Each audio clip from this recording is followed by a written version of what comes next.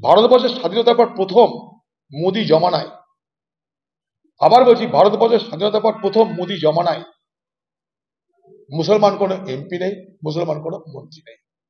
অটল বিহারী বাজপেয়ী জমানাতেও ছিল মুসলমান মন্ত্রী, এই জমানা সব উঠিয়ে দিয়েছে। তাহলে সবকা সাথ সবকা বিকাশ হবে কি করে? এটাই বিজেপির ঘরানা, রাজনৈতিক ঘরানা এইটাই। এই ভারতবর্ষের মুসলমান সম্প্রদায়কে তারা মনে করে দ্বিতীয় শ্রেণীর নাগরিক, তাদের কোনো অধিকার নাই। আগামী দিন যদি বলে, আজকে তো বলছে যেটা প্রতিনিধি মুসলমানের তাড়িয়ে দেবে, আগামী দিন আমি অবাক হব না যদি কথা বলে যে মুসলমানদের ভোট দেওয়ার অধিকারই কেড়ে নিলাম, ঝামেলা মিটিয়ে দিলাম। এ কথা বিজেপির মনের কথা, সেটা বিজেপি বলতে পারছে না। আগামী দিনে সেটা বললে আমি অবাক হব না। এর থেকে কোনো মানে অগণতান্ত্রিক, সংবিধান বিরোধী এবং ঘৃণ্য রাজনৈতিক উক্তি আর কিছু হতে পারে বলে আমি মনে করি। এখানকার সরকার কি করবে? এটাকে নিয়ে রাজনীতি করবে, এটাকে সোশ্যাল মিডিয়া দিয়ে তৃণমূল পার্টি মুসলমানদের এলাকায় প্রচার করবে। দেখছো তো, এই তোমাদের বাঘ আসছে, আমি তোমাদের বাঘের হাত থেকে বাঘের মাসি রক্ষা করব, আমি বাঘের মাসি, আমি রক্ষা করব তোমাদের, না হলে এই দেখো বিজেপির বাঘ তোমাদের ঘরে ঢুকবে।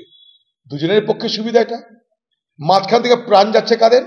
এ ভারতবর্ষের এবং বাংলার যারা ধর্মনিরপেক্ষ উদারবাদী রাজনীতি করি, অর্থাৎ আমরা দায়িত্ব নিয়ে বলছি, আমাদের বিপদ হচ্ছে, আমাদের বিপদ বাড়ছে।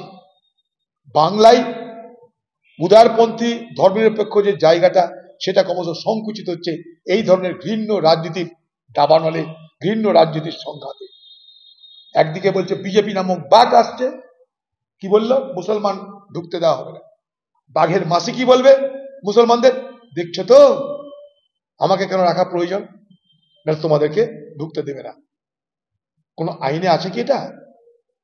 স্পিকার কেন স্টেপ নিতে পারে না? নেক্সট স্পিকার স্টেপ, বাংলার সরকার নেক্সট স্টেপ, তা করবে না। এটাকে উত্তেজিত করে রেখে দিবে, দিয়ে বলবে মুসলমান রাস্তা না নামলে দেখছো তো, ভোট লুট না করলে বুঝছো তো, অন্য পার্টি করলে বুঝছো তো তোমাদের ক্ষতি। আমরা বলছি হ্যাঁ, ধর্মনিরপেক্ষ শক্তির দরকার এই বাংলায়। কারণ এই যে দুই দল, এক দল ক্ষমতায়, আরেক দল ক্ষমতায় আসার প্রচেষ্টায়, দুই দল দুটো সাম্প্রদায়িক মেরুতে বসবাস করে। বাংলা টুডে নাও